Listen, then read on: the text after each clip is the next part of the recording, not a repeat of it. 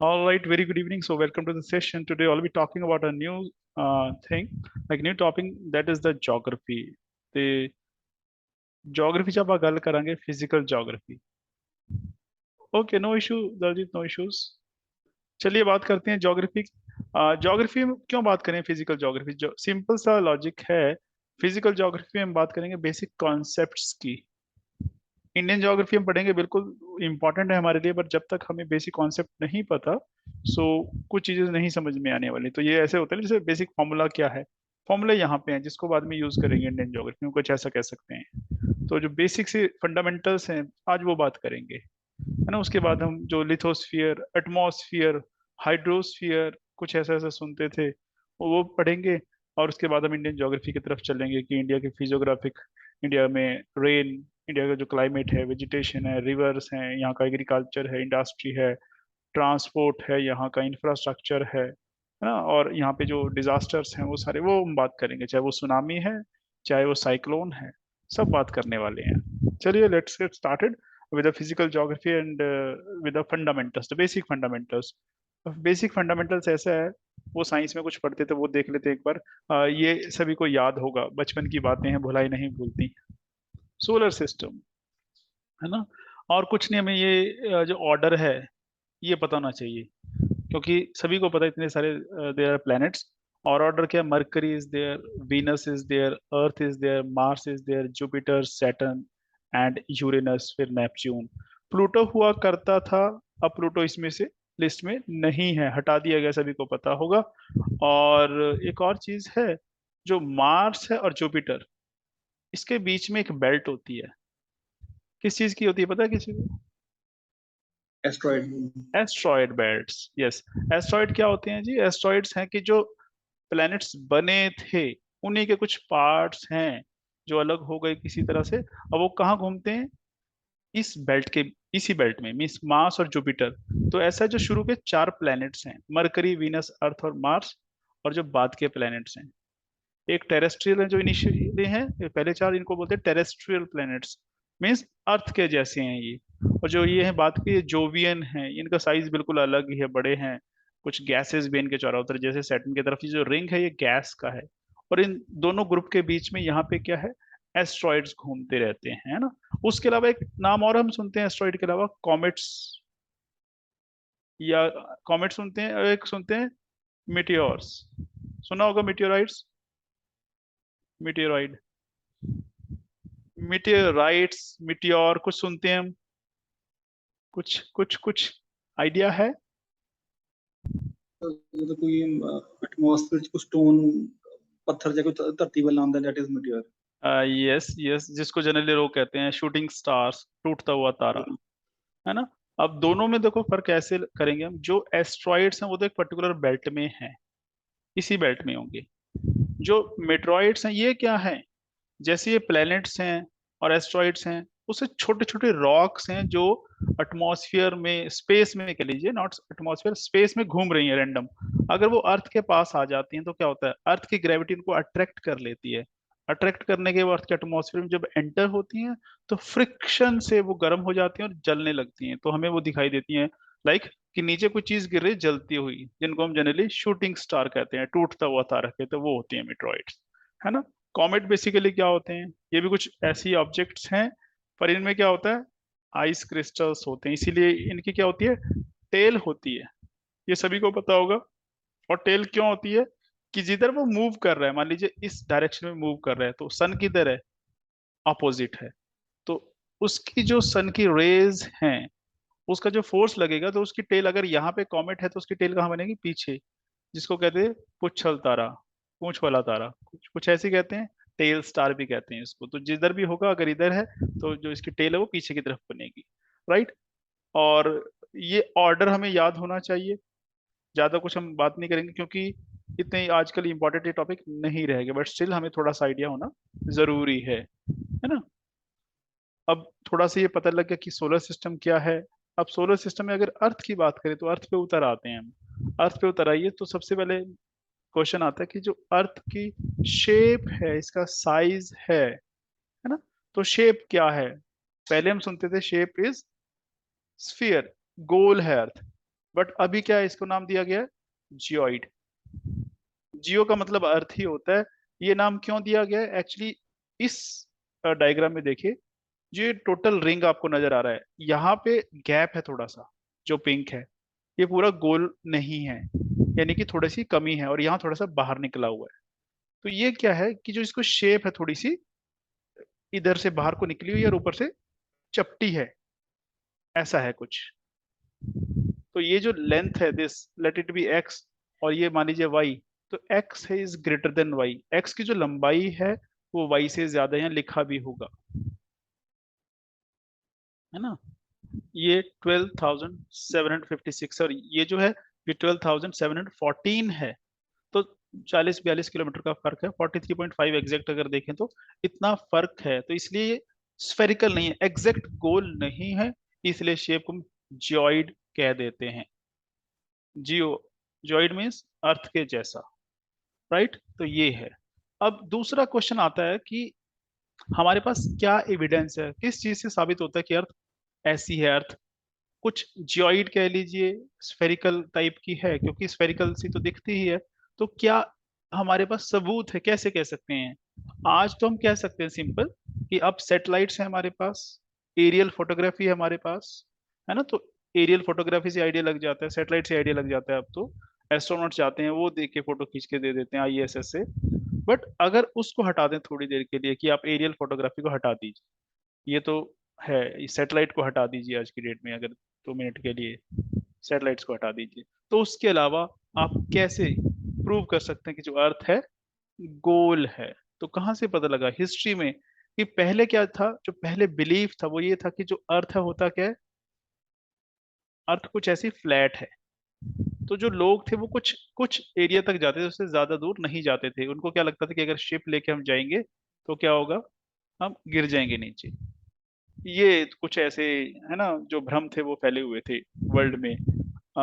Renaissance आया, हमने history में बात की थोड़ी सी रेनेसा की, लॉजिक आया, साइंटिफिक डिस्कवरीज हुई, साइंटिफिक रेवोल्यूशन आया। तो उस टाइम हुआ कि मैगलन था, उसने अर्थ का एक चक्कर लगाया पूरा, कि वो यहाँ से निकला और घूम के वापस एक सर्कल लेता हुआ और वापस आ गया।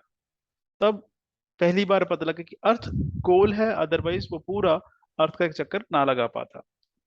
उसके अलावा जब सुबह और शाम हम देखते हैं, कभी भी देखते हैं, रेनबो बनता है, तो वो होराइजन पे बनता है ना, बिल्कुल किनारे पे। तो वहां पे किस शेप क्या होती है उसकी, शेप ये होती है रेनबो की हमेशा, होराइजन पे देखिए ये होगा। उसके अलावा फिर हम देखते हैं कि जितनी भी हेवनली बॉडीज हैं, जो स्पेस में जितनी भी बॉडीज है, मून है वो कैसा है, सर्कुलर है।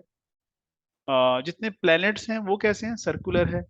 और अर्थ जो है वो भी एक बॉडी है, हेवनली बॉडी है, तो इसका मतलब अर्थ भी उन्हीं के जैसी होनी चाहिए।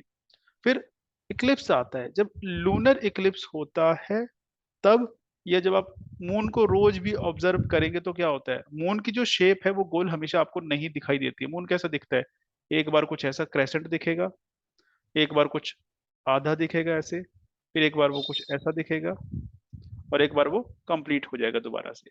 तो ये ऐसा क्यों होता है? क्योंकि जब एक तरफ सन है, एक तरफ मून है, बीच में अर्थ आ जाती है।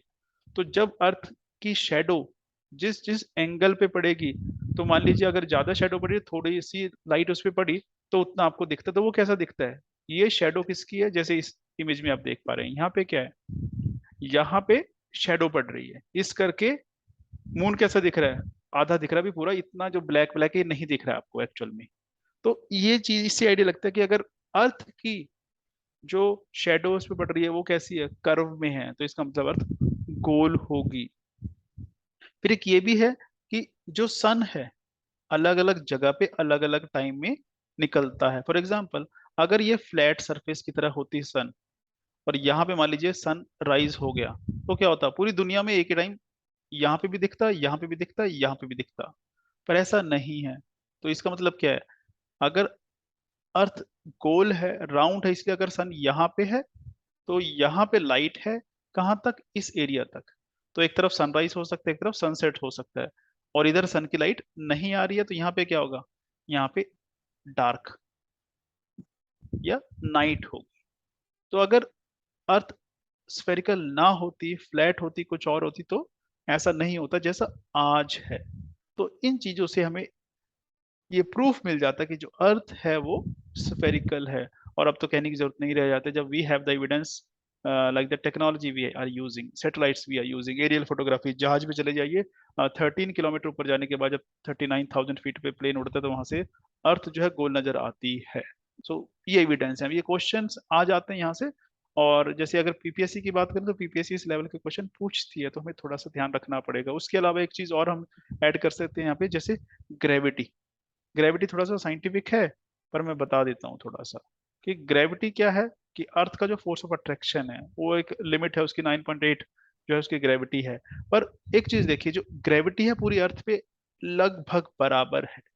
माइनर वेरिएशन हो सकती है, वो इसलिए कहीं आप पहाड़ पे देख रहे हैं कहीं पोल्स पे देख रहे हैं तो उसका थोड़ा सा फर्क हो सकता है, अदरवाइज बराबर है।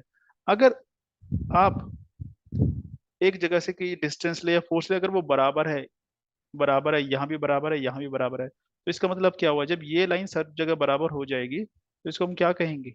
इसको जोड़ दीजिए तो क्या बनेगा, एक स्फेरिकल ही बॉडी निकल के आपके सामने आएगी। और वैसे भी सेंटर से जब डिस्टेंस बराबर होता है वो किसका होता है, रेडियस बन जाता है वो। और ऐसी बॉडी क्या होगी, स्फीयर होगी। सो ग्रेविटी भी क्या हो सकती है, हमारे पास एक एविडेंस है जिससे हम प्रूव कर सकते हैं कि जो अर्थ है वो फ्लैट नहीं है, ट्रायंगुलर नहीं है, रेक्टेंगुलर नहीं है, it is a spherical body, और जिसको हमने नाम दिया है geoid. Right, any confusion? All right, चलिए। देन उसके बाद हम बात करेंगे लेटिट्यूड्स एंड लॉन्गिट्यूड्स। ग्लोब पे अक्सर ये आपने देखी होंगी लाइनें, एक्चुअल में तो अर्थ पे तो ये लाइंस है नहीं, अगर होती तो हमें दिखाई देती। तो इसका मतलब क्या, ये क्या है, इमेजिनरी है, हमने लगाई हुई है, इमेजिनरी। इमेजिन कर लिया कि मान लो एक लाइन यहाँ पे है, मान लिया बस हमने। अब क्वेश्चन ये है कि व्हाट इज द यूज, क्यों लगानी पड़ी ये हमें, क्या जरूरत है, एनी आइडिया, क्या कहेंगे? ਪਰ ਇੱਕ ਤਾਂ ਜੀ ਜਿਵੇਂ ਹੁਣ ਆਪਾਂ ਰਾਈਸ ਮਿਲਸ ਨੂੰ ਮੈਪ ਕਰ ਰਹੇ ਹਾਂ ਔਰ ਲੈਟੀਟਿਊਡ ਲੌਂਗੀਟਿਊਡ ਕਿਸੇ ਵੀ ਪਲੇਸ ਨੂੰ ਆਪਾਂ ਆਇਡੈਂਟੀਫਾਈ ਕਰ ਰਹੇ ਹਾਂ ਉਹਦੇ या, ਲਈ ਵੀ ਹੈਗਾ यस, व्हाट एल्स, कोई और? ਜਿਹੜੇ ਪਲੇਨਸ ਉੜਦੇ ਨੇ ਜੀ ਉਹਨਾਂ ਨੂੰ ਵੀ ਲੈਟੀਟਿਊਡ ਲੌਂਗੀਟਿਊਡ ਚਾਹੀਦਾ ਹੁੰਦਾ ਹੈ जी, सो we can say, so first of all this is the location. Location is the first and important thing. secondly, time, time zones, but most important thing is location.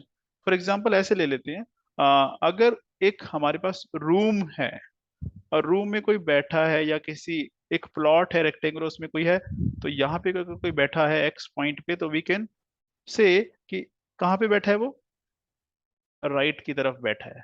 किधर, ऊपर की तरफ, ऊपर वाले राइट में। बट अगर वो कोई बॉल है, मान लीजिए एक गोल चीज है, और उस पे आपने एक डॉट लगा दिया, यहाँ पे एक स्टार बना दिया, अब किसी को कैसे बताएंगे कि आपने वो बॉल पे जो स्टार बनाया है कहाँ पे बनाया है? क्योंकि जो बॉल है उसका ना कोई बिगनिंग है ना कोई एंड है। यहाँ पे तो आपने कह दिया लेफ्ट राइट है, बॉल का तो कोई लेफ्ट राइट होता ही नहीं है। और ऐसा भी नहीं है कि ऊपर से स्टार्ट हो रही है नीचे से, कहीं से भी नहीं है। तो वहां पे इट इज वेरी डिफिकल्ट। तो हमने क्या किया, अर्थ को दो पार्ट में डिवाइड कर लिया सेंटर से। ये नॉर्थ वाले हेमिस्फीयर कह दिया, इसको बोल दिया साउथ वाले हेमिस्फीयर, नॉर्थ और साउथ में डिवाइड कर दिया। और इनको क्या किया, ये मार्किंग की गई है, किस बेसिस पे की गई है वो हम भी डिस्कस कर लेते हैं। एक तो मार्किंग ये की गई जिसको हमने कहा लेटिट्यूड्स, जो लेटे हुए हैं वो लेटिट्यूड्स हैं, ऊपर तक जा रही हैं, दे आर बेसिकली रिंग्स। और दूसरे क्या हैं, जो लॉन्ग लॉन्ग हैं, ये लॉन्ग लॉन्ग लाइनें जो पोल टू पोल जा रही है, north pole to south pole, these are the longitudes. ये मार्क की गई है, लगाई गई है लाइनें। तो क्या है, हमने खुद लगाई है, इमेजिनरी हैं, पहले नहीं थी ये जब रेनेसा आया है, इंडस्ट्री रेवोल्यूशन आया है, साइंटिफिक नॉलेज आई है वर्ल्ड में, ये तब लगी हैं। और इवन अगर बात करें जो टाइम जोन है, ये सारा कब डिसाइड किया गया, ग्रीनविच एक जगह सभी को पता होगा, लंदन के पास दैट्स अ विलेज, वहां पे ऑब्जर्वेटरी थी, वहां पे ये सारा डिसाइड किया गया था। लाइक तो सबसे पहले व्हाट इज लेटिट्यूड। लेटिट्यूड अगर सिंपल सिंपल भाषा में बात करें, ये ग्लोब है हमारी सारी गोल, जो सेंटर है अर्थ का, जो कोर है सेंटर, वहां से जो हमने अर्थ को दो पार्ट में डिवाइड किया था, नॉर्थ और साउथ, तो जो बीच में आधा लिया वो है, अब एक डी ले लीजिए जहां पे हम एंगल बनाते हैं। अब डी में क्या होता है, ऐसे, तो डी में जो होता है इधर से लेके इधर तक यहाँ 0 डिग्री लिखा होता है, और डी में इधर लिखा होता है 90 डिग्री, कुछ ऐसी होती है डी, ऐसी होती है डी, है ना। तो इधर से भी 0 से 90 और इधर से भी 0 से 90 होती है डी। सेम यहाँ पे हमने कर दिया। अब यहाँ पे क्या करना शुरू किया, 30 डिग्री, 45 डिग्री, 60 डिग्री, कुछ ऐसे ही करते हैं, 45 डिग्री, 60 डिग्री, और वही चीज अब यहाँ कर दीजिए, 30 डिग्री, 45 डिग्री और 60 डिग्री। अब जो 60 डिग्री लगाई है पूरी अर्थ पे लगाइए, तो उसको क्या किया हमने, 60 वाले जितने डॉट थे मिला दिए, 45 वाले सारे मिला दिए, 30 वाले सारे मिला दिए। अब ये क्या है, जीरो वाला वो हमने मिला ही दिया पहले ही। These are the longitudes. तो ये बेसिकली डिस्टेंस है, कौन सा, एंगल, एंगुलर डिस्टेंस, कहाँ से, सेंटर से लेके सरफेस पे। तो ऊपर तक हम जा रहे हैं, और कैसे जा रहे हैं, डिस्टेंस को मेजर किस में कर रहे हैं, डिग्रीज में कर रहे हैं, कि 10 डिग्री, 20 डिग्री, 30 डिग्री, 40 डिग्री, और ये करते करते हम 90 डिग्री तक आ गए। सो एंगुलर डिस्टेंस है, कहाँ से लिया गया है, सरफेस पे, कहाँ से, सेंटर ऑफ अर्थ से लिया गया है, और डिग्री में है। तो पर इसको क्या करते हैं, अगर हमें इसको किलोमीटर्स में कन्वर्ट करना हो, तो रफ आइडिया ये है, जो लीनियर डिस्टेंस है एवरेज 111 किलोमीटर का होता है। इसका मतलब क्या है कि 0 डिग्री से 1 डिग्री, 1 से 2 डिग्री, 2 से 3 डिग्री, जो डिस्टेंस होगा वो कितना होगा, 111 किलोमीटर। तो इससे एक आइडिया लग सकता है कि अगर आप अर्थ पे यहाँ पे खड़े हैं, मान लीजिए एक जगह ये है, मान लीजिए 30 डिग्री, और ऊपर कोई खड़ा है 45 डिग्री, आपको जाना है 45 डिग्री तक, तो आप आइडिया लगा सकते हैं कि आपका जो प्लेन है वो कितना डिस्टेंस ट्रेवल करेगा, या आपको कितना डिस्टेंस ट्रेवल करना है, या आपकी और उस पर्सन के बीच की दूरी कितनी है, कितना ये, अगर 45 डिग्री ये और ये 30 डिग्री, कितने का फर्क हो गया, 45 माइनस 30, 15 डिग्री का है। और 1 डिग्री कितने बराबर है, 111, तो 15 कितने के बराबर हो गया, 15 से मल्टीप्लाई कर दीजिए, सिंपल सा आ जाएगा ना। तो इसलिए यूज किया जाता है, इसको नेविगेशन में यूज किया जाता है, डिस्टेंस मेजर करने के लिए लैटिट्यूड को यूज करते हैं हम, राइट। और जो कुछ इंपॉर्टेंट लैटिट्यूड्स हैं, अब क्योंकि लैटिट्यूड कैसे, सिंपल सिंगल लाइन है स्ट्रेट, जो कि अर्थ के ऊपर हमने लगाई हुई है, स्ट्रेट लाइन है, तो इसलिए इनको क्या कहते हैं, पैरेलल्स। तो पैरेलल बोलो या लैटिट्यूड बोलो एक ही बात है। और कुछ पैरेलल्स हैं जिनको इंपॉर्टेंट पैरेलल्स कहा जाता है, वो कौन कौन से, वन इज इक्वेटर। तो जो 0 डिग्री पे है लैटिट्यूड उसको हम इक्वेटर बोलते हैं, और फिर 23.5 डिग्री पे जो है उसको ट्रॉपिक ऑफ कैंसर बोलते हैं। ये कहाँ पे है, नॉर्थ में, एन। और वही चीज अगर साउथ में ले लें तो वो हो जाएगा ट्रॉपिक ऑफ कैप्रिकॉर्न। फिर उसके बाद जो नेक्स्ट सर्कल है वो कहाँ पे है, 66.5 डिग्री नॉर्थ में, उसको आर्कटिक सर्कल बोला जाता है। और जो साउथ में है 66.5, that is termed as Antarctic circle. इनके नाम ध्यान रख लीजिएगा, राइट।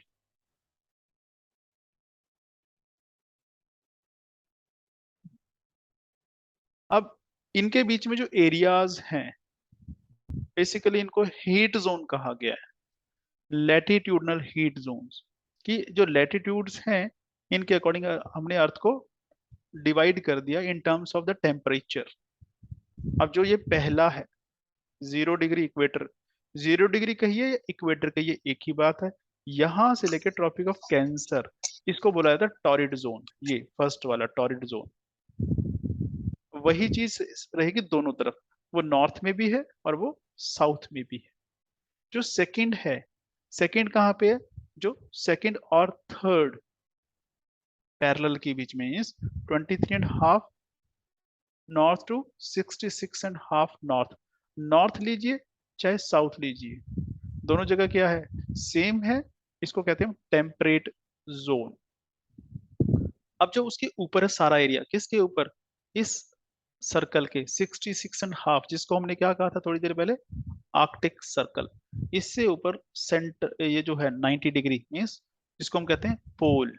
कौन सा वाला पोल है, नॉर्थ पोल। यहां तक जो सारा एरिया इसको कहते हैं फ्रीजिड जोन। और सिमिलरली साउथ में भी क्या है, it is the frigid zone. अब क्वेश्चन एक अराइज होता है, ऐसा क्यों है, जो अर्थ है उस पे टेम्परेचर जो है वो यूनिफॉर्म नहीं है, सेम नहीं है।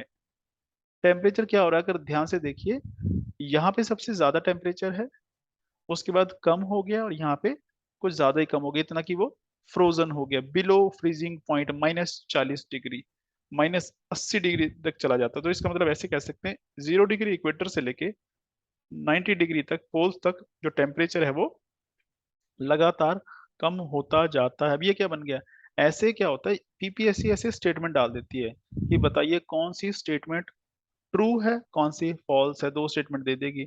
अब एक स्टेटमेंट बना दी हमने कि इक्वेटर से हम अगर पोल्स की तरफ जाएं तो टेम्परेचर डिक्रीज होगा, ट्रू और false, so it is a true statement. तो पहला ये। अब दूसरा यहां से क्वेश्चन बन सकता है, व्हाट इज द रीजन, कि अर्थ तो एक है, और जो सूरज है, लाइक अगर कंपैरिजन करें अर्थ और सन का, तो अर्थ इतनी है तो सन, ये तो मैंने छोटा ही बनाया, इसे और बड़ा बना सकते हैं, इतना बड़ा है। तो ऐसा क्या है कि पूरी अर्थ पे टेम्परेचर सेम नहीं होता है। यहाँ पे सबसे ज्यादा है टॉरिड में, और फ्रिजिड में इतना है कि वहां पे इट इज चिल्ड। अब ये क्वेश्चन बन गया, कोई कोई idea, any idea, what's your opinion?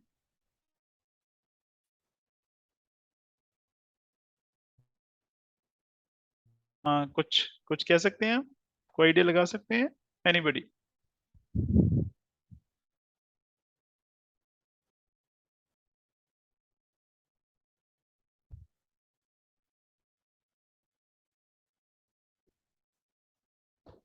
Okay, जी।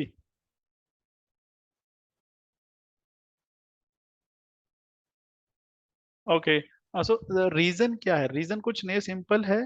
जो सनरेज आ रही हैं एक्चुअली, तो अर्थ जो है वो स्ट्रेट नहीं है, अर्थ कैसी है, टिल्टेड है। स्ट्रेट होती तो अलग होता। अब अर्थ के टिल्ट होने की वजह, टिल्ट का मतलब कितना, कि अर्थ जो है वो कुछ ऐसे है। अब ऐसे की वजह से क्या होता है, अब सन मान लीजिए, सन की रेज इधर से आ रही हैं, तो कहाँ तक जा रही हैं, वो यहाँ से तो होके क्रॉस कर जाती हैं। अब डायरेक्ट सनलाइट नहीं आती है वहां पे, सिर्फ लाइट आती है, डायरेक्ट सन रेज नहीं आती हैं। अब इस डायग्राम में देखिए, ये जिसमें येलो लाइट आपको दिख रही है, जो एरिया बीच में है 0 डिग्री, यहाँ पे तो क्या है, स्ट्रेट लाइन आ रही है बिल्कुल। तो यहाँ पे जो सन रेज है वो सीधी पड़ रही है, मतलब धूप जो है बिल्कुल सीधी पड़ती है। तो इतनी सी रेज ने इतना एरिया गर्म करना है। यहाँ पे देखिए, यहाँ पे से थोड़ा इसका जो डिस्टेंस है, जो एरिया है वो बढ़ गया है, इसको ज्यादा एरिया कवर करना है। लाइट उतनी ही है सारी जगह पे, और जो लास्ट में है पोल्स के पास, लाइट उतनी ही है जो विड्थ है उसकी, पर एरिया कहाँ से कहाँ तक कवर हो रहा है, अब यहाँ से लेके पोल्स तक चले जाइए, तो एरिया बढ़ गया है। तो जितना एरिया बढ़ेगा उतना जो टेम्परेचर है उसका वो कम होता जाएगा। ऐसे मान लीजिए, हीट की जो क्वांटिटी है, हीट तो बराबर आ रही है। अब एक हीट से आपको 1 मीटर एरिया गर्म करना, और एक हीट से आपको 4 मीटर एरिया गर्म करना, तो ऑब्वियसली 4 मीटर एरिया वो उतना गर्म नहीं हो पाएगा जितना 1 मीटर एरिया हो जाएगा। तो उस वजह से क्या होगा कि जब वो कभी जिंदगी में गर्म हो ही नहीं पाएगा, तो पूरी जिंदगी भर वो हॉट नहीं होगा, वो वार्म भी नहीं होगा, वो कैसा होता जाता है, वो कोल्ड होता जाता है कंटिन्यूसली, और आज वो फ्रिजिड जोन में कन्वर्ट हो चुका है। और जबकि जो ये एरिया है, ये क्या है, टॉरिड जोन, ये लगातार सन रेज रिसीव करते हैं, पूरा साल सन रेज यहाँ पे आती हैं, ऐसा कभी नहीं होता कि सन रेज ना आए, चाहे स्लांटेड आए चाहे स्ट्रेट आए, बट आएंगी ही आएंगी, तिरछियां या सीधी आएंगी ही आएंगी। तो इसलिए ये एरिया हमेशा धूप रिसीव करने की वजह से, लाइट रिसीव करने की वजह से सबसे गर्म रहता है। तो ऐसा है, जो फ्रिजिड जोन है बिल्कुल ठंडे हैं, टॉरिड बिल्कुल गर्म है, ये बीच के कैसे हैं, बिल्कुल माइल्ड टेम्परेचर है इनका, ना ज्यादा गर्म है ना ज्यादा ठंडे हैं। तो इस तरह से हम अर्थ को हीट जोन में डिवाइड करते हैं। So first is the torrid zone, second is the temperate zone, and third is the frigid zone, और वो दोनों तरफ सेम ही रहेंगे। Right, any doubt, any query, किसी को कुछ लग रहा हो कि दिस इज थोड़ा सा कंफ्यूजन है कहीं, so you can raise your query, you can ask.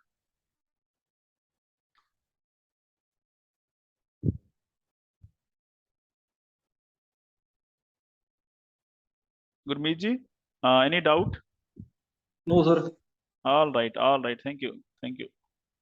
चलो आगे आगे मूव ऑन करते हैं। Then comes the longitude. है ना। तो नाम से याद रख लीजिए, क्योंकि कंफ्यूजन बहुत होती है बाद में कि लॉन्गिट्यूड कौन से होते हैं, स्ट्रेट वाले कि वो हॉरिजॉन्टल वाले, वर्टिकल वाले। तो लॉन्गिट्यूड जो लंबे लंबे से लॉन्ग लॉन्ग हैं, वो खरबूजे वाली जो लाइनें होती हैं वो सारी लॉन्गिट्यूड होती हैं। अब ये भी क्या है, this is again angular distance, पर ये कौन सा, सेंटर से लिया गया। अब अर्थ के दो पार्ट में हमने डिवाइड कर दिया, तो एक पार्ट खोलिए और यहाँ से देखिए जो 0 डिग्री है, अब सेंटर से कहाँ ले रहे हैं, वो ले रहे थे ऊपर की तरफ, ऐसे कि यहाँ से ऐसे मेजर कर रहे थे वो, यहाँ पे ऐसे नहीं करेंगे। यहाँ पे क्या किया, ये एक सर्कल है अर्थ, इसको सर्कल को 0 डिग्री लिया और पूरा 180 तक ले गए। कहाँ से, 30 डिग्री, 60, 90, 120 और 150, 180। एक बार इधर से ले गए और एक बार ईस्ट की तरफ से ले गए। अर्थ को दो पार्ट में डिवाइड कर दिया हमने, ईस्ट एंड वेस्ट। क्योंकि जो सर्कल होता है वो हमें पता है सभी को 360 डिग्री का एंगल बनाता है वो, पर हमने क्या किया, 360 डिग्री की बजाय 180 डिग्री के दो एंगल, दो पार्ट बना दिए उसके, एक ईस्ट वाला और एक वेस्ट वाला। अब यहाँ पे एक चीज है, 0 डिग्री दोनों में कॉमन है और 180 डिग्री दोनों के लिए सेम है। यहाँ तक देखिए। सो ये क्या है, डिस्टेंस तो ये भी एंगुलर है, पर ये अलोंग द इक्वेटर, यानी कि 0 डिग्री जो लेटीट्यूड है उसके साथ साथ है। वो कहाँ पे था, वो सरफेस पे था इक्वेटर से पोल्स तक। ये कहाँ पे है, इक्वेटर पे है और एंगुलर है, ये देखिए। और जो हमने डिवाइड किया अर्थ को दो पार्ट में, तो 0 डिग्री जो लिया, 0 डिग्री को हम कहते हैं एक्चुअली प्राइम मेरिडियन, जो main meridian, meridian means longitude. तो यहाँ पे this is termed as prime meridian. तो प्राइम मेरिडियन हम किसको कहते हैं, 0 degree longitude is called prime meridian. और प्राइम मेरिडियन ये वही है जहां से हम टाइम को हम मेजर करते हैं, कि हमारा जो इंडिया का टाइम है प्राइम मेरिडियन से, जिसको हम जीएमटी भी बोलते हैं। 0 डिग्री जो प्राइम मेरिडियन है उसी को जीएमटी बोला जाता है, ग्रीनविच मीन टाइम, राइट। और ये जो लाइनें हमने जोड़ी हैं, फिर क्या किया है कि ये जो एंगल लिया 0 डिग्री 30 डिग्री, इसको दोनों पोल्स के साथ जोड़ दिया, तो हमारे पास स्ट्रेट लाइंस आ गई। अब ये एक्चुअल तो अर्थ जो स्फीयर है तो स्ट्रेट नहीं होंगी, ये कैसी होंगी, सेमी सर्कुलर है। एक सर्कल इधर है और एक सर्कल इधर है, जबकि दोनों आपस में जुड़ी हुई हैं, ऐसे हैं ये। उनको हटा दीजिए तो सेमी सेमी सर्कल आपको नजर आएंगे, राइट। अब जो लेटीट्यूड्स हैं वो यूज करते हैं हम किसके लिए, डिस्टेंस के लिए। इसको डिस्टेंस के लिए यूज नहीं कर सकते हम। क्यों नहीं कर सकते, सिंपल देखिए, जो इक्वेटर है वहां पे अर्थ सबसे ज्यादा मोटी है, जो उसकी जो सरकमफ्रेंस है वो ज्यादा है, और पोल्स की तरफ जाते जाते अर्थ छोटी होती जाती है, ये सभी को पता है। तो इसका मतलब ये जो सर्कल है ये सबसे बड़ा सर्कल है, जो जिसको हम कह सकते हैं इक्वेटर जो है, एक सर्कल है अर्थ के अराउंड 0 डिग्री पे, वो सबसे बड़ा है। ट्रॉपिक ऑफ कैंसर वो भी एक सर्कल है जो पूरे अर्थ के आजू बाजू में है, वो भी एक, वो छोटा है उससे। उसके बाद आर्कटिक वो उससे भी छोटा है। इसका मतलब क्या है, जो डिस्टेंस है ये कम होता जा रहा है। यहां से लेके अगर यहां तक देखें, 1 डिग्री पे, सेम डिग्री पे, यहाँ जो डिस्टेंस है और वो यहाँ जो डिस्टेंस है वो फर्क हो गया। इसका मतलब लॉन्गिट्यूड्स के बीच का जो डिस्टेंस है वो डिक्रीज होता जाता है, पोल्स पे आके वो क्या हो जाता है, बिल्कुल जीरो हो जाता है। इसका मतलब जैसे हमने लेटीट्यूड में कह दिया कि एक लेटीट्यूड 111 किलोमीटर का होता है, यहाँ पे वो हम नहीं कह सकते। फिर इनको यूज कहाँ करते हैं, इनको यूज हम डिस्टेंस के लिए नहीं करते, इसको हम टाइम के लिए करते हैं। जब हम टाइम मेजर करते हैं कि हमारा जो टाइम है, हमारी घड़ी में कितने बजे हैं तो अमेरिका में कितने बजे होंगे, या अगर हमें लॉन्गिट्यूड पता है दो एरिया के, यानी कि मुझे अगर इंडिया का टाइम पता है और जिससे मैं बात कर रहा हूँ उसका लॉन्गिट्यूड पता है, अपना तो पता ही है मुझे, तो मैं उसका टाइम निकाल सकता हूँ। तो आइडिया लग सकता है, या मुझे टाइम पता है तो मैं उसका लॉन्गिट्यूड बता सकता हूँ। तो दोनों चीजें पॉसिबल हैं, इसलिए यूज करते हैं हम इसको। अब लॉन्गिट्यूड और टाइम निकालते कैसे हैं, अब उस पे आ जाते हैं। सिंपल सा तरीका है, उसको ऐसे समझिए कि जो अर्थ है वो ऐसे राउंड एक सर्कल में जाती है, वेस्ट से ईस्ट की तरफ घूमती है, इसीलिए सन जो है ईस्ट टू वेस्ट मूव करता है, ये सभी को पता है। दूसरी चीज, कितने डिग्री के एंगल पे घूमती है अर्थ, 360 डिग्री का एंगल बनाती है। क्यों, एक पूरा सर्कल कंप्लीट करती है, ये सभी को पता है। और 360 डिग्री कितनी देर में कंप्लीट होता है, 24 आवर्स में कंप्लीट होता है। एक पूरा दिन लग जाता है, 24 घंटे में जाके एक दिन और रात पूरे होते हैं, ये सभी को पता है। तो इसको अगर मैं मिनट में कन्वर्ट करूं तो कितना होगा, मल्टीप्लाई बाय 60 कर दूंगा, मेरे पास मिनट आ जाएंगे। तो यहां से मैं निकाल सकता हूं इसको, 1 डिग्री जो है वो कितना आ जाएगा मेरे पास, 4 आ जाता है, 4 मिनट। यानी कि 1 डिग्री लॉन्गिट्यूड पे टाइम में 4 मिनट का फर्क पड़ जाता है। अब इसको अगर मैं आवर्स में कन्वर्ट करूं तो ये 4 मिनट है, कितने आवर्स होते हैं, इसको 4 से मल्टीप्लाई कर दो तो कितने हो जाएंगे, 60 मिनट हो जाएंगे, यानी कि 1 आवर हो जाएगा। 1 आवर, अगर इसको मैं 15 से करूँ, इसको भी कर देते हैं 15 से, तो यानी कि 15 डिग्री जो है वो 1 घंटे के बराबर होता है। यानी कि हर 15 डिग्री के बाद जो टाइम है वो 1 घंटा चेंज हो जाएगा। इसका मतलब अगर अर्थ को हम कह दें कि अर्थ नहीं घूम रही है, हम ऐसे मान लें हम बैठे हैं अभी, और अभी किसी से बात करें हम फोन पे, किसी और कंट्री में कोई बैठा है, तो हमारा लॉन्गिट्यूड कितना है, मान लीजिए हमारा लॉन्गिट्यूड जो भी है वो नहीं ले रहे, हम एग्जैक्ट नहीं लेते, हम ऐसे ही मान लीजिए कि हम 10 डिग्री लॉन्गिट्यूड पे मान लीजिए बैठे हैं, जो भी बैठा कहीं बैठा 10 डिग्री पे। अब वो बात कर रहा है किससे, वो पर्सन जो 45 डिग्री लॉन्गिट्यूड पे बैठा है ना।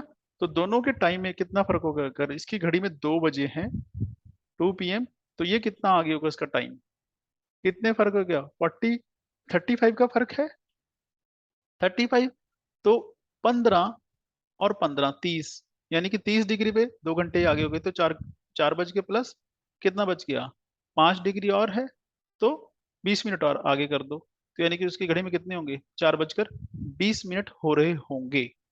अब ये आगे पीछे वाला कॉन्सेप्ट ये देख लेते हैं कि वो आगे होगा कि पीछे होगा। बस पहले तो इसको समझिए कि 1 घंटा कितने डिग्री के बराबर है, 1 घंटा 15 डिग्री, वो यहाँ लिखा भी हुआ है मैंने 15 डिग्री। अब ये क्या है कि एडवांस लेना है कि पीछे लेना है, वो कैसे पता लगेगा, सिंपल है कि मान लीजिए जो सन है वो कहाँ से निकल रहा है, हमारे लिए कहाँ से निकलता है, ईस्ट से राइज होता है। अगर मैं मान लूं कि अभी एक्चुअल में क्या हो कि अर्थ रोटेट कर रही है अराउंड द सन, है ना, और फिर रिवॉल्व कर रही है, सॉरी, और फिर रोटेट कर रही है वेस्ट टू ईस्ट। अगर मैं मान लूं कि अर्थ रुकी हुई है और सन चल रहा है, तो हमें क्या लगेगा, सन किधर से राइज होता है, ईस्ट से राइज होता है और वो वेस्ट की तरफ चला जाता है, ऐसे ही होता है। इसका मतलब अगर मैं अर्थ की बात करूं तो अर्थ पे जो इधर कंट्री होगा वहां सबसे पहले सनराइज होगा। और यहाँ पे जिसलिए कहते हैं जापान जो है, it is land of rising sun. इधर जापान होगा, यहाँ पे कहीं इंडिया होगा, यहाँ पे कहीं अफ्रीका होगा, यहाँ पे कहीं यूरोप होगा, और यहाँ पे यूएसए होगा, ऐसा होगा जी, यहाँ कनाडा होगा, कुछ ऐसा है। पर एक चीज ध्यान रखिए, ये जो यहाँ पे लाइन है और ये लाइन है, ये दोनों सेम ही हैं, क्योंकि अगर आप अर्थ को ओपन कर दोगे तो ऐसा नजर आएगा, है ना, अगर इसको बंद कर दोगे तो क्या होगा, ये दोनों जो कॉर्नर्स हैं वो जाके जुड़ जाएंगे, क्योंकि अर्थ गोल है, स्फेरिकल है।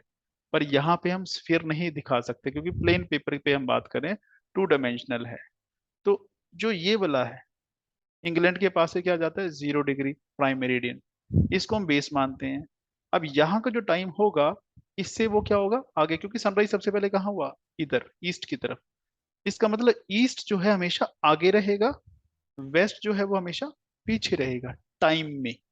इसको समझिए, इसका मतलब अगर यहाँ शाम के 5 बज गए हैं, तो यहाँ सुबह के 5 बजे होंगे अभी, कौन से, मान लीजिए अगर सैटरडे की बात करें, यहाँ शनिवार के शाम के 5 बजे, तो यहाँ शनिवार के सुबह के 5 बजे होंगे। सभी को पता है 12 आवर्स का जो है यहाँ तक और यहाँ, मतलब फर्क हो जाएगा। अभी ये रफ रफ आइडिया लगा रहे हैं, एक्चुअल में नहीं हम बात कर रहे हैं, एक्चुअल इसके बाद बात करते हैं वे कितना फर्क होगा। अब यहाँ पे आ जाइए, अब इसको समझते हैं प्रॉपर, ठीक है। अब इसको ध्यान से देखिए, यहाँ पे आपको सारे कॉन्टिनेंट नजर आ रहे होंगे। अब ये जो लाइन जा रही है, दिस इज 0 डिग्री, यहाँ पे ग्रीनविच विलेज है जहाँ पे वो ऑब्जर्वेटरी है, 0 डिग्री, ठीक है जी। अब इससे ईस्ट की तरफ चलिए, क्योंकि ईस्ट में क्या होता है, सनराइज होता है, ये सभी को पता है, और वेस्ट में क्या होता है, सनसेट होता है। वेस्ट की तरफ सनसेट है, सेट होता है, और इधर राइज होता है। इसका मतलब जो ईस्ट में टाइम होगा वो आगे होगा। इसलिए जब लॉन्गिट्यूड लिखा होगा तो लॉन्गिट्यूड दो तरह से लिखा होगा, जो ऊपर भी दिख रहा है आपको, अगर आप देख पा रहे हैं तो यहाँ पे देखिए, एक तरफ क्या लिख रहा है, 45 डिग्री ईस्ट लिखा है, और उधर 45 डिग्री वेस्ट। क्यों, क्योंकि अर्थ को हमने दो पार्ट में डिवाइड कर लिया, ईस्ट और वेस्ट। तो जितना ईस्ट में लिखा है उतने ही एंगल हमने वेस्ट में बनाए हुए, 90 degree east, 90 degree west, 135 degree west और 135 डिग्री ईस्ट भी बनाया हुआ। उसी तरह से 180 डिग्री ईस्ट, 180 डिग्री वेस्ट। पर एक चीज है, जो 180 डिग्री ईस्ट और वेस्ट है, ये 180 डिग्री एक ही लाइन है। ये वाली लाइन और ये वाली लाइन ये सेम है, क्योंकि अर्थ को जोड़ देंगे। क्योंकि यहाँ पे आप चीज देखिए, यहाँ पे जो अमेरिका है वो इसके साथ में नजर आ रहा है। एक्चुअल में जो अर्थ है, अमेरिका बिल्कुल उसके अपोजिट है इंडिया की, अगर देखा जाए प्रैक्टिकली। तो इसका मतलब अगर यहाँ पे जितने बजे हैं, इंडिया में उससे आगे ही टाइम होगा, एडवांस होगा। और वो आपको पता है इंडिया का टाइम कितना आगे है, 5.5 घंटे हम आगे हैं किससे, इंग्लैंड के टाइम से। अगर अब यहाँ पे हम रात को डिस्कशन कर रहे हैं कुछ, तो इंग्लैंड में कितना बजा होगा अभी, अभी वहाँ शाम हुई होगी। अभी यहाँ पे अगर 10 बजे हैं, तो वो 4:30 बजे होंगे उनके यहाँ पे। ऐसा चल रहा होगा, वो भी ऑफिस में ही होंगे, कुछ ऐसा चल रहा होगा। और इधर को क्या हो रहा है, टाइम कम हो रहा है। कम क्यों हो रहा है, क्योंकि ये पीछे है टाइम में, सनसेट इधर होता है। तो सनराइज यहाँ से हुआ तो ये आगे हैं और वेस्ट वाले पीछे हैं। इसका मतलब अगर यहाँ पे 10 बजे हैं हमारे यहाँ पे शाम के 4 बजे हैं, तो यहाँ पे क्या हो गया, यहाँ सुबह के 10 बजे होंगे, कुछ ऐसा चल रहा होगा। अब इसको ऐसे लीजिए, 15 डिग्री पे कितना फर्क पड़ रहा है, 1 आवर का। इसका मतलब इस 45 डिग्री तक कितना हो गया, 3 आवर्स का। 90 तक कितना हो गया, 6 आवर्स का। यहाँ तक कितना हो गया, 12, कितने, 369 आवर्स का। और 180 तक कितना हो जाएगा, वो 12 आवर्स।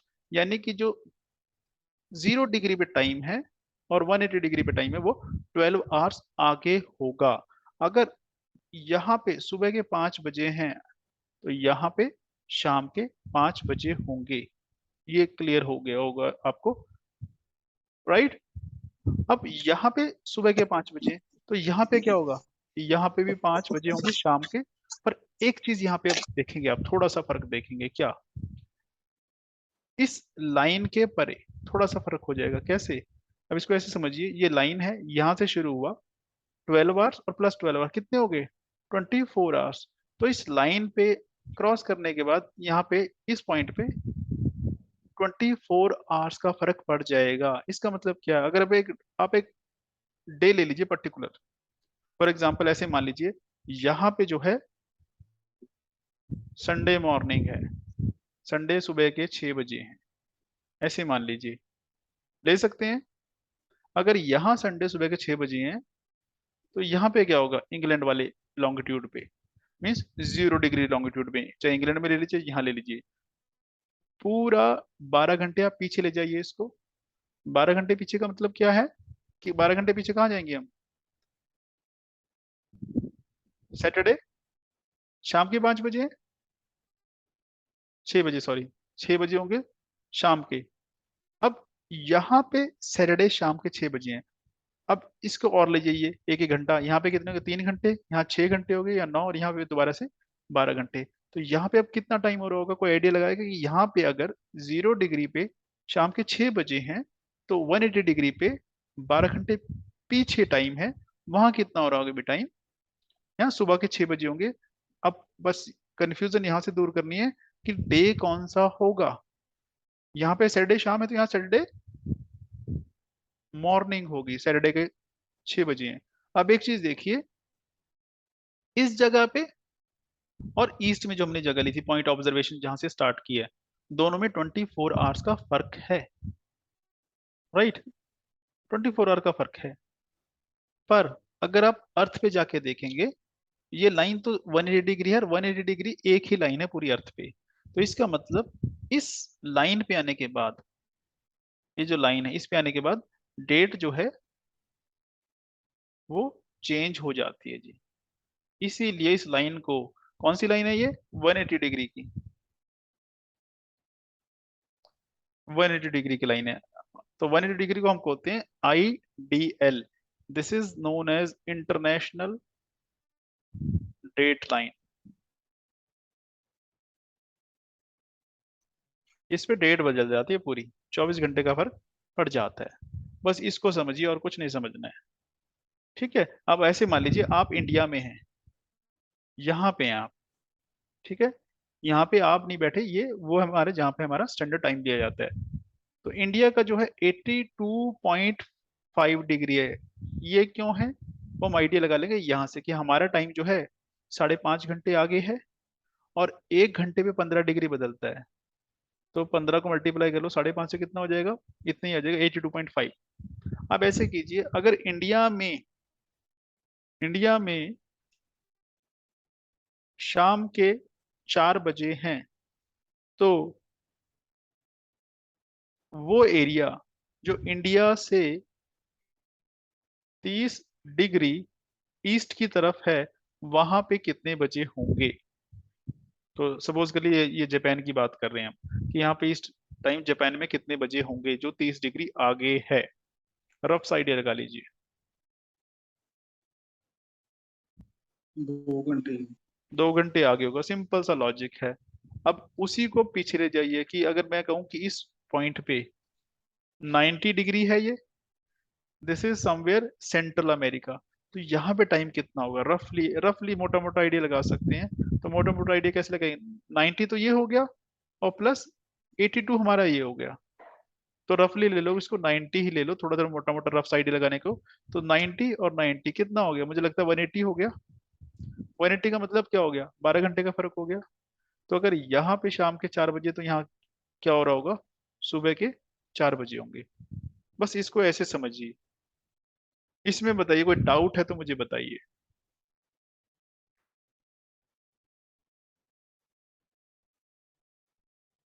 जी, कोई डाउट है इसमें?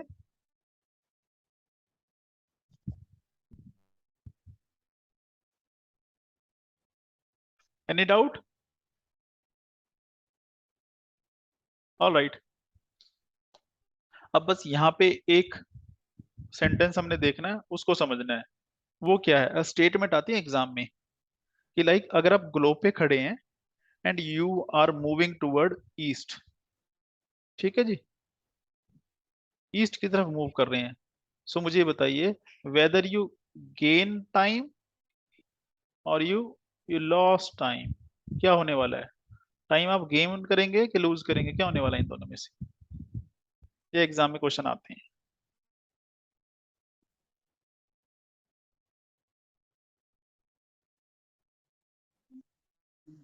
Gain time. देखो, अगर अगर हम बात करेंगे मैथ में, तो हमें लगता है गेन कर रहे हैं। एक्चुअल में हम गेन नहीं कर रहे, लूज कर रहे हैं। कैसे कर रहे हैं? अब मान लीजिए, अगर आपने इंग्लैंड में यहाँ से ब्रेकफास्ट किया और इंडिया की तरफ चल दिए, फ्लाइट आई आपकी, है ना, 5 घंटे की 6 घंटे की मान लीजिए फ्लाइट है। आप तो यहाँ ब्रेकफास्ट करके चले थे, यहाँ का टाइम पहले ही आगे था, यहाँ तो पहले ही दोपहर हो रखी है। आप अपने अकॉर्डिंग दोपहर को पहुंचेंगे, यहाँ पे शाम हो चुकी होगी। आपकी दोपहर कहाँ गई? लंच कहाँ गया आपका? सो आपका टाइम गायब हो गया। So you lose time. You lose time. Lose time. और अगर आप वेस्ट की तरफ मूव करेंगे, इंडिया से ही कह लीजिए, आप अगर इंडिया से वेस्ट की तरफ, मतलब ग्लोब पे वेस्ट की तरफ मूव करते हैं, तो आप टाइम गेन करते हैं एक्चुअल में। तो उस सेंस में जाके देखिए। राइट जी। चलिए अब आगे बढ़ते हैं। अब ये टाइम जोन क्या है? बेसिकली जो कॉन्टिनेंट है, कंट्रीज हैं, वो इतने बड़े बड़े हैं, तो 15 डिग्री पे जब बदल जाता है तो क्या होता है?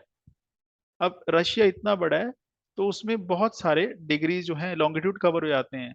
तो उनके पहले 9 थे, अभी उन्होंने 11 टाइम जोन कर दिए हैं, ताकि कंफ्यूजन ना हो, ताकि लोगों का जो काम है वो ढंग से हो सके। जैसे इंडिया की बात करें, इंडिया का जो लॉन्गिट्यूडनल डिस्टेंस है, इंडिया इतना बड़ा है कि 30 डिग्री है इंडिया का डिस्टेंस जो है लॉन्गिट्यूड का। तो उसके हिसाब से 2 घंटे का फर्क है इंडिया में। पर हमने टाइम क्या रखा हुआ पूरे इंडिया का? एक टाइम रखा हुआ है, जिसको आईएसटी बोलते हैं, इंडियन स्टैंडर्ड टाइम। ये हमने कर लिया, ये इंडियन स्टैंडर्ड टाइम। जबकि कितना है? 30 डिग्री, यानी कि 2 घंटे का फर्क है। तो उसके लिए वैसे शोर मचता रहता है, कहते हैं यार ऐसे मत करो, टाइम बदलो। जो ये एरियाज है नॉर्थ ईस्ट के, यहाँ पे एक टाइम पहले चला करता था ब्रिटिशर्स के टाइम, उसको कहते हैं चाय बागान टाइम। एक्चुअली डिमांड क्या कि अब हमारा अगर यहाँ से देखें पंजाब से, तो पंजाब से यहाँ तक 1.5 घंटे का फर्क है। अगर हमारे यहाँ पे सनसेट शाम को 5:30 बजे होता है सर्दियों में, तो यहाँ पे 4 बजे हो चुका होता है। पर ऑफिस में उनको कब तक बैठना है? 5 बजे तक। तो 1 घंटा लाइट एक्स्ट्रा जलानी पड़ती है, तो एनर्जी की कंजम्पशन बढ़ जाती है। अब यहाँ पे हमारे यहाँ अगर सुबह 7 बजे सनराइज हो रहा है, तो वहां पे 1.5 घंटा पहले हो चुका है, वहाँ 5:30 बजे हो चुका है। अगर यहाँ गर्मियों में 5 बजे हो रहा है तो वहाँ 3:30 बजे हो चुका है ना। हम 5 बजे उठते हैं और 9 बजे ऑफिस जाते हैं, अभी 3:30 बजे उठते हैं। ऑफिस का टाइम तो इनका भी 9 बजे सरकारी का। अब वो जो 6 घंटे वो क्या करेंगे, वेस्ट है। तो इसलिए डिमांड है भाई टाइम दो, करो, ऐसा कुछ है। राइट। चलिए जी, अब बात करते हैं, नेक्स्ट इशू है हमारा, जो टॉपिक है वो कि अर्थ के जो मोशंस हैं वो कितनी तरह के हैं। अर्थ दो तरह से मूव करती है, एक अपने एक्सिस पे और एक सन के अराउंड रिवॉल्व करती है। सो एक रोटेशन है, एक रेवोल्यूशन है। रोटेशन क्या है, अपना एक्सिस की वेस्ट टू ईस्ट, जो भी हम बात कर रहे थे कि अपने एक्सिस पे वेस्ट टू ईस्ट रिवॉल्व करती है। पर यहाँ पे एक चीज ध्यान रखनी है कि जो अर्थ है वो टिल्ट है। अर्थ ऐसे सीधी नहीं है, टिल्टेड है, इधर की तरफ टिल्टेड है। कितना, अगर इस स्ट्रेट लाइन को मान लेते कि अगर सीधी होती तो उससे कंपेयर करें तो 23.5 डिग्री टिल्ट है। पर जो जहां पे ये रिवॉल्व करती है अराउंड द सन, तो अगर उस लाइन की बात करें उससे 66.5 डिग्री है जी। तो ये दो एंगल ध्यान रख लीजिए, दैट्स ऑल, और कुछ ध्यान रखने की जरूरत नहीं है। और वो हमें पता ही है कि जो रोटेशन एक्सिस पे वो 24 आवर्स में कंप्लीट करती है ना। अगर रोटेशन होता है तो उससे फर्क क्या पड़ता है अर्थ पे, जो डे एंड नाइट बनते हैं वो उसी की वजह से बनते हैं। मीन्स अगर अर्थ रोटेट नहीं करेगी तो डे एंड नाइट नहीं बनेंगे, क्योंकि जहां लाइट पड़ रही है, this line is termed as circle of illumination. तो जहां पे लाइट है, इल्यूमिनेट हो रहा है, वो वहां दिन है, जहां नहीं है वहां पे रात है। उसके अलावा जो टाइम का फर्क आ रहा है 1 घंटे का, वो इसी की वजह से आ रहा है। अगर अर्थ रुक जाए तो टाइम का फर्क आना रुक जाएगा। फिर जो ओशन के करंट्स हैं उसी वजह से मूव करती हैं। टाइड्स जो आती हैं वो इसी की ग्रेविटी की वजह से आती हैं, अदरवाइज टाइड नहीं आएंगी। तो ये कारण है। दूसरा जो है वो है रेवोल्यूशन का। ये सभी को पता है कि जो अर्थ है इट रिवॉल्व्स अराउंड द सन। पर कितने दिन में, 365 डेज कहा जाता है। एक्चुअल में this is 365 days and 6 hours. ये डेज हैं और ये आवर्स है, 6 घंटे एक्स्ट्रा होते हैं। तभी 6 घंटे, 2 साल में 12, 3 साल में 18 और 4 में हो गए 24। तो 24 घंटे का क्या हो गया, एक पूरा कंप्लीट डे हो गया। सो ये क्या करते हैं, हम इस डे को हम कहाँ कर देते हैं, इसमें ऐड कर देते हैं। इसलिए हर 4 साल बाद क्या हो जाता है, एक दिन ऐड हो जाता है और 366 डेज का ईयर हो जाता है, जिसको बोलते हैं हम लीप ईयर। ये सभी को पता होगा, नहीं पता है तो अब देख लीजिए। पहली बात तो ये है। अच्छा, यहाँ पे आ गए हम, है ना। तो सबसे बड़ा इश्यू तो एक तो ये, दूसरा ये हो गया, लीप ईयर आ गया कि जो पोजीशन है बर्थ की जब रिवॉल्व करती है तो कहाँ से, एक पोजीशन ये होगी, एक क्वार्टर ये होगा, एक क्वार्टर ये होगा, एक क्वार्टर ये होगा। अब ये टाइम देख लीजिए, मार्च में यहाँ पे है पोजीशन, जून में इस तरफ है, सितंबर में फिर उसके सामने आ गई, और दिसंबर में कहाँ आ गई, एक एक्सट्रीम पे चली गई। जो दिसंबर है, अब इनमें गैप कितना है, 3 महीने का, यानी कि क्वार्टरली है सारा। अब इसमें एक चीज देखिए, अर्थ टिल्टेड है, तो जब दिसंबर है तो अगर टिल्ट देखें, ये 0 डिग्री इक्वेटर है, यहाँ से आधी अर्थ कर लीजिए। जो अर्थ के सामने डायरेक्ट सनरेज कहाँ जा रही है, इस एरिया में डायरेक्ट सनरेज आ रही हैं। और जो ये जो एरिया है इस पे सनरेज आ ही नहीं रही है, और इधर भी कम आ रही होंगी। इसका मतलब क्या होगा, जो नॉर्थ हेमिस्फीयर है वहां पे इस टाइम विंटर हो जाएंगी, साउथ में समर होंगी। तो साउथ को हम भूल जाइए, हम सिर्फ नॉर्थ की बात करते हैं जब भी बात करते हैं ज्योग्राफी में यहाँ पे, है ना। तो इसको, इस दिन को 22 दिसंबर को विंटर सोलिस्टिस कहते हैं। क्यों, क्योंकि इस दिन जो रात है, नाइट है, वो लॉन्गेस्ट होती है और डे शॉर्टेस्ट होता है। उसी के अगेंस्ट अगर इस तरफ आ जाए, बिल्कुल, अब यहाँ पे भी देख लीजिए, अर्थ का टिल्ट किधर है, सन की तरफ है। तो लाइट कहाँ पड़ेगी अब, जो उसकी तरफ टिल्ट है। तो नॉर्थ पे पूरी लाइट पड़ती है और साउथ पे लाइट नहीं पड़ रही है, पोल पे लाइट नहीं पड़ रही है। इसका मतलब जो नॉर्थ हेमिस्फीयर है यहाँ पे अब डायरेक्ट सनलाइट है, जब डायरेक्ट सनलाइट जहाँ पे होगी हीट वहां पे होगी। इसका मतलब अब नॉर्थ हेमिस्फीयर में गर्मियां आ जाएंगी। तो इसको बोलते हैं हम, जो लॉन्गेस्ट डे है, जब पीक पे है गर्मी, जिस दिन सबसे बड़ा दिन है वो है 21 जून। और 21 जून को हम कहते हैं समर सॉलिस्टिस। और इस सीजन में क्या चलता है, समर चल रही होती है। अब जो दो बीच के क्वार्टर रह गए, एक रह गया मार्च और एक रह गया सितंबर। अब यहाँ पे जो सन की पोजीशन है और अर्थ की देखें, वो दोनों यहाँ पे और यहाँ बराबर है। जितनी नॉर्थ पे लाइट पड़ रही है उतनी ही साउथ पे पड़ रही है। इसका मतलब अर्थ टिल्टेड किसी अब सन की तरफ नहीं है। तो उस वजह से जो डे और नाइट, यानी कि लाइट बराबर है तो डे और नाइट वो भी दोनों जगह बराबर होगा। इसीलिए ना मार्च में गर्मी ज्यादा होती है ना सर्दी ज्यादा। सेम कॉन्सेप्ट होता है सितंबर में, ना गर्मी ज्यादा ना सर्दी ज्यादा। ये इसका रीजन होता है जी। राइट। बस ये ध्यान रखना है कि सर्दी जो गर्मी आ किस वजह से रही है, अर्थ की टिल्ट की वजह से आ रही है। अर्थ का टिल्ट अगर नॉर्थ सामने है तो समर होंगी, और अगर साउथ सामने है तो हमारे यहाँ पे नॉर्थ में विंटर होंगी, साउथ में समर होंगी। पर हम साउथ की बात नहीं करेंगे, अदरवाइज कंफ्यूजन हो जाएगी। अब यहाँ पे दो चीज याद रखनी है हमें कि जब अर्थ है वहां पे दो पोजीशन होती है उसकी। एक होती है पेरीहिलियन और एक होती है एपिहिलियन। पेरीहिलियन एपिहिलियन सिर्फ इतना सा फर्क है कि जो सन के अराउंड अर्थ रिवॉल्व करती है वो कैसे करती है, इलिप्टिकल पाथ होता है, वो सर्कुलर पाथ नहीं है। तो एक बार अर्थ पास होगी और एक बार अर्थ दूर होगी। ज्यादा फर्क तो नहीं होता है, मुश्किल से 60 लाख किलोमीटर का फर्क है। जबकि अर्थ का जो डिस्टेंस है सन से वो करीब 15 करोड़ किलोमीटर, तो वो नेग्लिजिबल है। पर जब बिल्कुल नजदीक होती है, पेरीहिलियन पे होती है, तो वो क्या होता है, नियरेस्ट पॉइंट है। सो पेरीहिलियन याद रख लीजिए, दिस इज नियरेस्ट पॉइंट। और जो अगर सबसे दूर होती है इसको बोलते हैं एपिहिलियन। राइट। पर एक चीज खास बात यहाँ पे है जो सिर्फ कंफ्यूज करने के लिए, अदरवाइज उसको कोई फर्क ही नहीं पड़ता है, कि जब पेरीहिलियन है यानी कि नियरेस्ट है वो जनवरी होती है। जनवरी में अर्थ सन के बिल्कुल नजदीक होती है और जनवरी में ठंड होती है। यानी कि जब हम अर्थ के नजदीक हैं तब ठंड है, जब हम एपिलियन में, जब अर्थ से सबसे दूर हैं तब समर है। एक्चुअल में समर विंटर कुछ नहीं है, सिर्फ ये है अर्थ का जो टिल्ट है उस टाइम नहीं होता है। अब जब हम बिल्कुल पास हैं तो सामने कौन होता है, साउथ हेमिस्फीयर, इसलिए जनवरी में नॉर्थ हेमिस्फीयर में ठंड हो जाती है, और कोई रीजन नहीं है। ये सिर्फ कंफ्यूज करने के लिए, बस आपको पॉइंट क्या याद रखना है कि पेरीहिलियन क्या है और एपिहिलियन क्या है, और कौन सी डेट को होता है। January 3 is the perihelion, July 4 is the aphelion, that's right. अब जो अर्थ रिवॉल्व करती है उसका क्या इफेक्ट पड़ता है। सबसे पहला, जैसे रोटेशन से डे नाइट बन रहे थे, यहाँ पे जो डे और नाइट का डिफरेंस आता है। जैसे एक टाइम ऐसा आता है कि रात और दिन 12 घंटे के हो जाते हैं। विंटर्स में क्या होता है, रात हो जाती है कितने घंटे की, 16, दिन हो जाता है 8 घंटे का। फिर दोबारा से 12 घंटे की रात, 12 घंटे का दिन, ये होता है सितंबर में और उसमें मार्च में। और समर्स में क्या होता है, 8 घंटे की रात, 16 घंटे का दिन हो जाता है।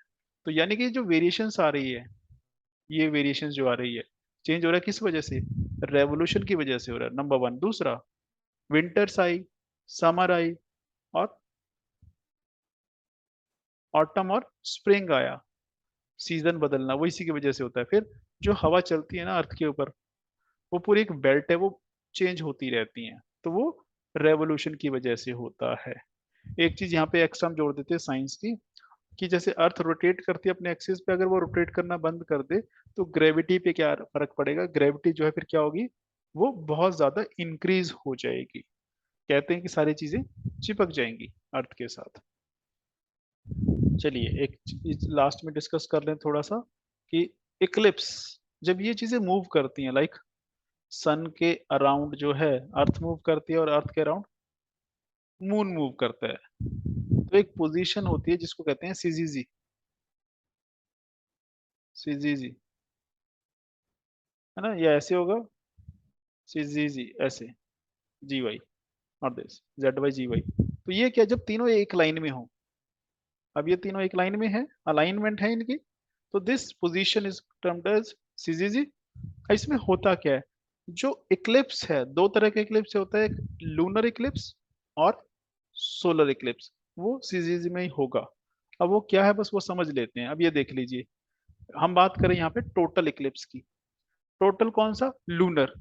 टोटल लूनर इक्लिप्स का मतलब है कि आप पूरे मून को प्रॉपर नहीं देख पाएंगे।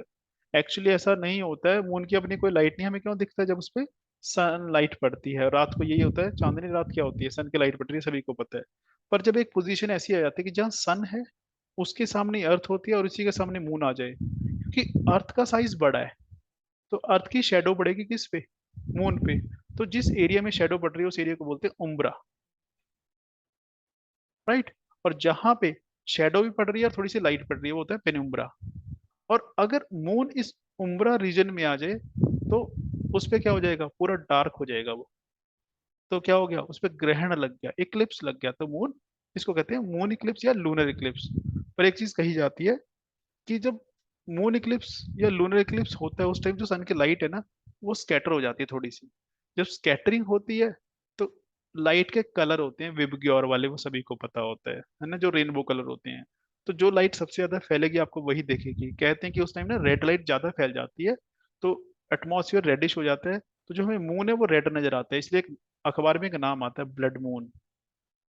ब्लड मून कुछ नहीं है कि ब्लड नहीं आ जाता, सिर्फ जब लूनर इक्लिप्स है उस टाइम थोड़ी देर के लिए वो स्कैटरिंग होने की वजह से जो मून है हमें नजर आने लगता है और वो रेड कलर का नजर आता है। बस ये है कि यहाँ पे लिखा भी हुआ है red light gets refracted passes through the atmosphere falls on to the moon, right जी। ठीक है। अब ये है कंप्लीट, टोटल। यहाँ एक लिखा है पार्शल। पार्शल लूनर इक्लिप्स क्या है कि अगर यही मून, ये जो मून है ये आगे की तरफ मूव कर जाए, मूव तो करेगा ही ना, रोज तो यहाँ नहीं रहेगा। अगर यहाँ पे मून आ जाए अब क्या होने वाला है, अब आधे पे तो डार्क है और आधे पे लाइट है, आधा क्या हो गया, गायब हो गया। तो this is termed as partial lunar eclipse. बस ये याद रखिएगा, और नहीं यहाँ पे कुछ याद रखने की जरूरत है। ठीक है। दूसरा होता है सोलर इक्लिप्स, जो मून के साथ हुआ, यहाँ पे अब सन के साथ हो जाएगा। अब यहाँ पे बस इतना सा फर्क है कि अर्थ और सन के बीच में मून आ जाए। सिंपल है ना, जैसे आप धूप में बैठे धूप सेक रहे हैं और बीच में एक बादल आ जाए तो आपके ऊपर धूप नहीं पड़ेगी, क्या हो जाएगी आपके ऊपर, आपके लिए सूरज नहीं दिखेगा, इक्लिप्स लग जाएगा आपके लिए। बस यही है। बस थोड़ा सा फर्क ये है कि जो मून की शेडो है, दिस इज द मून। अब जो सन की लाइट है वो तो पूरी अर्थ पे पड़ रही है, यहाँ तक पड़ रही है अर्थ पे, पर जहां पे मून होगा तो उसकी क्या पड़ेगी यहाँ शेडो। अब शेडो कहाँ पड़ेगी, बस इस थोड़े से एरिया में। इसका मतलब जो सोलर इक्लिप्स होता है वो अर्थ पे सिर्फ थोड़े से एरिया के लिए होता है, बाकी जो यहाँ लोग बैठे हैं वो पूरा सन देख सकते हैं, उनके लिए नहीं होगा। तो दोनों में फर्क ये है कि जब लूनर इक्लिप्स है यानी कि चंद्र ग्रहण है, लूनर इक्लिप्स है, तो पूरी दुनिया के लिए वो इक्लिप्स लग जाएगा, पूरी दुनिया को नहीं दिखाई देगा वो। बट अगर सोलर इक्लिप्स की बात करें तो सोलर इक्लिप्स सिर्फ कुछ लोगों को दिखाई देगा कि सूरज नहीं दिख रहा है, कुछ लोगों के लिए सोलर इक्लिप्स होगा, बाकियों के लिए नहीं होगा। तो इसको ऐसे समझना है बस, और कुछ नहीं है। और ये तीन तरह के होते हैं ये। और एक चीज और याद रखिए कि जब सोलर इक्लिप्स पूरा होता है, टोटल कंप्लीट हो गया, जो सन तो पूरा ढक जाता है पर उसकी जो लाइट है इधर उधर से निकलती रहती है, तो ये एक रिंग की तरह लगती है। इसको डायमंड रिंग इफेक्ट कहा जाता है। और ये कब होता है, जब सोलर इक्लिप्स होता है। अब ये जो लाइट है बेसिकली गर्म वाला पार्ट है सन का, जैसे कैंडल का होता है, इसको बोलते हैं कोरोना। तो एक्चुअली कोरोना दिखता है हमें अंधेरे में, तो वो बहुत चमकता हुआ नजर आता है, राइट। अब तीन तरह के होते हैं ये, कौन से, एक तो टोटल, पार्शल और तीसरा एनुलर। ये दोनों चीज तो आपको समझ आ जाएंगी। कैसे समझ आ जाएंगी कि इस इमेज में देख लीजिए, अगर सन पूरा ढक गया तो आपके लिए क्या है, टोटल इक्लिप्स है, सोलर इक्लिप्स। अगर आधा ढका, आधे पे शेडो पड़ी, तो आपके लिए क्या है, पार्शल है। बट ये थोड़ा सा अलग है, इसमें फर्क इतना है कि जो टोटल में था यहाँ पे वही कंडीशन है।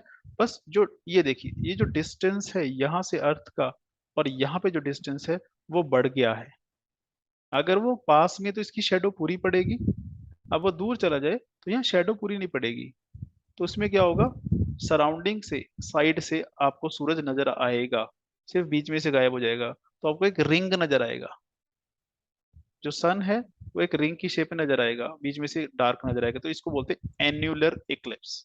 बस ये फर्क है और कोई फर्क नहीं है यहाँ पे, राइट। अब इसको खत्म करते हैं टाइट के साथ। अब जब ये हेवनली बॉडीज हैं, सेलेशियल बॉडीज है, मूव करती हैं, तो इस किस पे फर्क पड़ता है? अर्थ के ऊपर इफेक्ट पड़ता है। कहाँ पे? जो अर्थ पे ओशन है, वाटर बॉडीज है, उन पे असर पड़ता है। हम एक चीज ऑब्जर्व करते हैं, टाइड्स। टाइड्स होती क्या है? जो सी लेवल है अर्थ का, वो रोज क्या करता है? इंक्रीज करता है और डिक्रीज करता है। कोस्ट पे अगर आप जाके ऑब्जर्व करेंगे, तो जो कोस्ट है, अगर सुबह को देखेंगे तो पानी कहाँ पे होगा? कोस्ट पे, यहाँ पे होगा समंदर का पानी।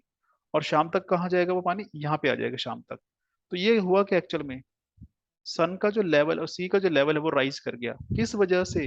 एक्चुअली जब मून आता है सामने, तो जो मून है, मून का जो मैग्नेटिक इफेक्ट है, ग्रेविटेशनल पुल है, वो पानी को अपनी तरफ खींचता है। कहते जो सरफेस है ऑफ अर्थ है उसको भी खींचता है, बट वो लिक्विड नहीं, इसलिए हम पता नहीं लगा पाते। पानी लिक्विड है इसलिए वो पता लगता है। तो इस एरिया में क्या आ जाता है? वाटर राइज कर जाता है पूरा ओशन का। This is termed as tide. और जब टाइड यहाँ पे आती है, उसके उसी टाइम अपोजिट डायरेक्शन में भी आती है। फर्क कितना है? यहाँ पे जो टाइड आई, वो मून की पुल की वजह से, ग्रेविटी की वजह से। यहाँ पे जो है वो C F, centrifugal force, centrifugal force की वजह से आई। यानी कि एक ही टाइम में अर्थ पे दो जगह पे टाइड्स आती हैं, जबकि इधर एक तरफ रात होगी, एक तरफ दिन। तो यहाँ पे जो टाइड आई है, वो आई है मून की वजह से। और बिल्कुल उसके अपोजिट जो टाइड आएगी, वो किस वजह से आएगी? वो सेंट्रीफ्यूगल फोर्स की वजह से आएगी। फिर यहाँ पे जो मून है, आपको पता है, हर वीक के बाद जो मून है अपना एक कंप्लीट करता है, आधा दिखता है पहले क्रेसेंट, फिर आधा, फिर अगले वीक वो पूरा हो जाता है, यानी कि 15 दिन में पूरा हो जाता है। तो इसको कैसे कहते हैं? न्यू मून फर्स्ट क्वार्टर, फिर फुल मून थर्ड क्वार्टर, और फिर यहाँ पे आ जाता है। यानी मून की चार पोजीशन होंगी, एक पोजीशन यहाँ पे, एक पोजीशन यहाँ पे, एक यहाँ पे और एक यहाँ पे। अगर हम मान लें कि सन यहीं पे है स्टेबल, और अर्थ यहीं पे है, तो मून एक बार यहाँ पे फर्स्ट पोजीशन ऐसे कह लीजिए, है ना, और सेकंड पोजीशन यहाँ पे कह लीजिए, थर्ड पोजीशन यहाँ पे कह लीजिए, फोर्थ यहाँ पे कह लीजिए। तो होगा क्या? जो उसका पुल है उस पे फर्क पड़ेगा। एक बार मून इधर को खींच रहा है और इधर सन इधर को खींच रहा है, पर मून नजदीक है तो यहाँ पे टाइड्स आएगी हाई। सेम यहाँ पे भी होगा। जब वो इधर है, मान लीजिए इधर मून है, इधर सन है, तो दोनों तरफ से पुश लग रहा है, तो टाइड आएगी, पर वो ज्यादा ऊंची नहीं होगी, लो टाइड। तो हाई टाइड को बोला जाता है, वहां पे एग्जाम में आता है स्प्रिंग बोलते हैं। तो स्प्रिंग टाइड कुछ नहीं होती है, हाई टाइड को ही बोला जाता है। और जो लो टाइड है उसका नाम दिया जाता है नीप टाइड। बस इतना ध्यान रखना है और कुछ नहीं। इसका मतलब टाइड क्या है? Rise and fall in the sea level. किस वजह से आता है? Because of the gravitational pull of the moon as well as that of the sun, right. और दो तरह की टाइड्स आती हैं, एक स्प्रिंग और एक नीप। स्प्रिंग का मतलब क्या है? हाई है। नीप का मतलब है लो, राइट। अब इसमें क्या है कि जो उसकी पोजीशन है, अगर दोनों एक तरफ है तो पुल ज्यादा होगा, अगर अपोजिट डायरेक्शन में तो पुल कम होगा। मून का ज्यादा होगा तो उस तरफ टाइड हाई आ जाएगी। बस इतना ध्यान रखना है, और कुछ इसमें समझने वाला नहीं है। तो आज यही डिस्कस करना था। कोई डाउट है तो you can raise your query. जी, any doubt? So you can ask, right. All right, चलो, so we can wind up the session.